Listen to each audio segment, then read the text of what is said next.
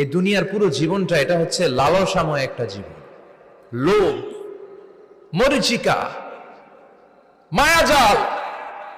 এই মায়াজালে আমরা আটকে আছি, ফলে মৃত্যুর কথা আমরা ভুলে গিয়েছি। পাগলের মতো ছুটছি, আরো টাকা লাগবে, আরো খ্যাতি লাগবে, আরো যশ লাগবে, আরো দাপট লাগবে। আমার এত টাকা দিয়ে কি হবে? এত সম্পদ দিয়ে কি হবে?